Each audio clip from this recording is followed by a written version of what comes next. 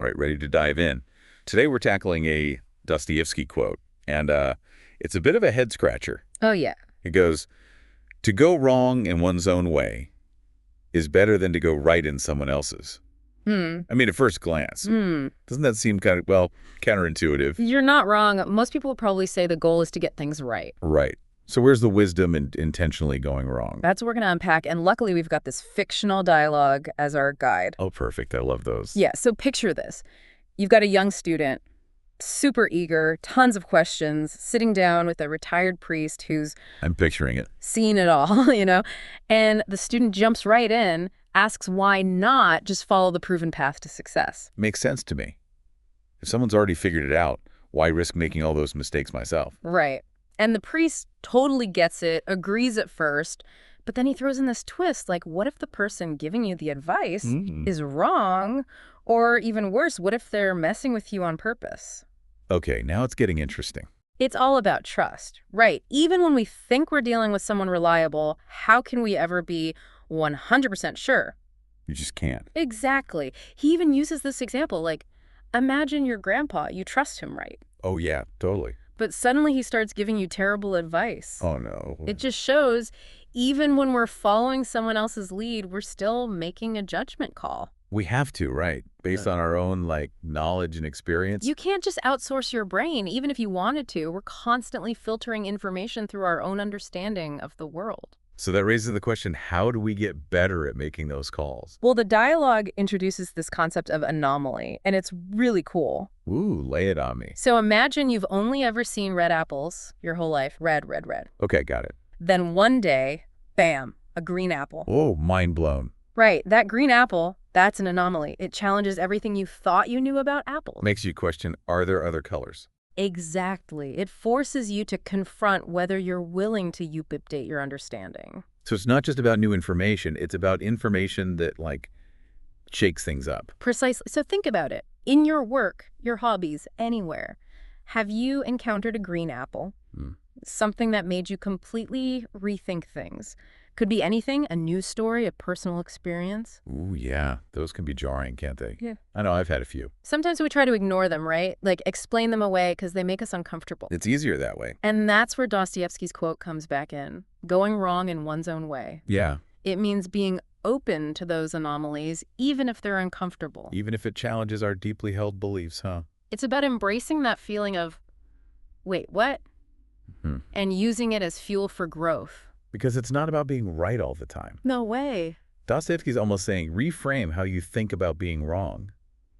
Interesting. It's not a failure. It's a necessary part of, intellectual growth. So would you rather cling to comfortable beliefs, even if they might be outdated? Good point. Or be open to updating your understanding, even if it feels kind of, uncertain along the way? It's a tough choice, but an important one. It is, and it's something we all face, constantly. Well said. It's not always easy, though, is it, being open to being wrong? Oh, absolutely not. Oh. Especially when it comes to things we really care about. The dialogue brings up this example, finding evidence your spouse might be cheating. Oof. Oh, wow. Yeah, that's a tough one. Talk about a green apple moment you don't want to see. It highlights the stakes, right? Sometimes the truth is way harder to handle than staying in the dark. It's tempting to just bury your head in the sand. And that's where this idea of going wrong in one's own way gets really powerful. Okay, I'm listening. It's not just about, intellectual mistakes. It's about courage. Courage to face those tough truths head on. Even when it hurts. Even when it shakes your whole world, it's about intellectual honesty, even when it's uncomfortable. So we're talking about being brutally honest with ourselves.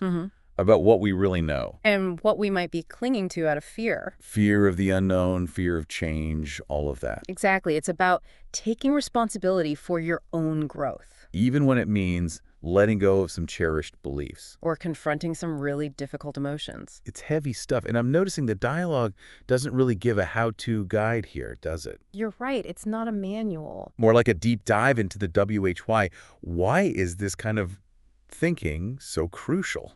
Dostoevsky's not giving us easy answers. He's inviting us to wrestle with these questions ourselves. I like that. It's more empowering. He was a master at that, making you think critically and not just telling you what to think. So how do we take all this and apply it to our everyday lives? The million-dollar question. Right. It all sounds great in theory, but what does it actually look like? Well, it starts with a mindset shift. Okay, I'm all about mindset shifts. Cultivating curiosity, being open to new information, even when it's challenging. So step outside my echo chamber a bit. Exactly. It's so easy to stay in our comfort zones, consuming the same media. Surrounded by people who agree with us all the time. But real growth happens when we step outside that, right?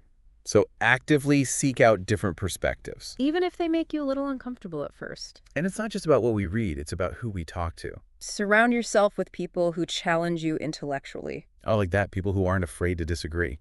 People who push you to think more deeply, refine your ideas. Like having your own personal debate team. Exactly. Iron sharpens iron. And here's another tip.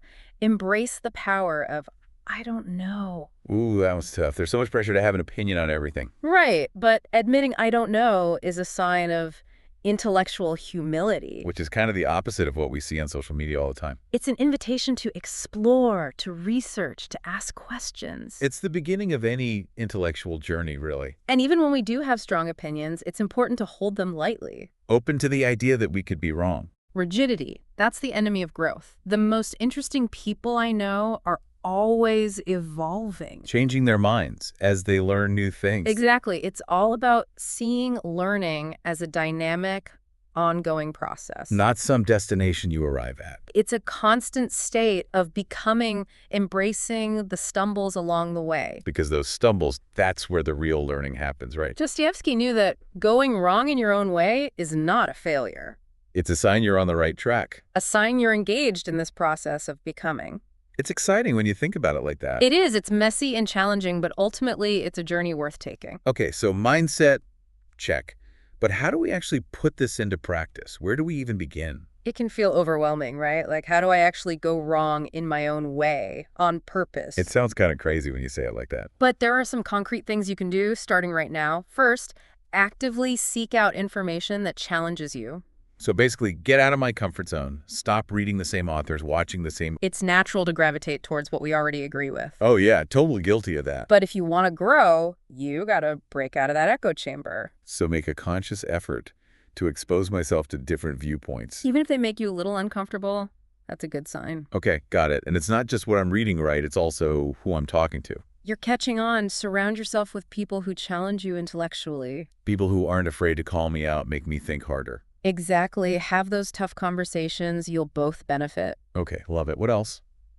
Embrace the power of, I don't know. Ooh, that's a tough one. I mean, it feels like there's so much pressure to have an opinion on everything these days. Social media has definitely made that worse. Like you got to have a hot take on everything instantly. But admitting you don't know, that's a sign of intellectual humility. It's saying, I'm open to learning. I'm not pretending to have all the answers. It's the starting point of any real learning journey. Makes sense. And even when I do have strong opinions, I should probably hold them a little looser. Yeah. Be willing to change your mind when presented with new evidence. Don't get stuck in your ways. Rigidity is the enemy of growth. The most interesting people are the ones who are always evolving. So it's not about amassing knowledge. It's about being open to constantly updating it. Exactly. It's a dynamic process, not a static one. It's a journey, not a destination. Well said. And it's a journey with lots of twists and turns, mistakes along the way. But those mistakes, those are the good parts. Those are the learning moments. Dostoevsky was right. Going wrong in our own way, that's where the real growth happens. So to wrap this all up, for our listener out there, what green apples are you ignoring right now? What uncomfortable truths are you avoiding? What could you learn if you faced them head on? Remember, going wrong, it's not a failure. It's a sign that you're on the path of becoming. So keep questioning, keep exploring, and embrace those stumbles. Until next time, keep on learning.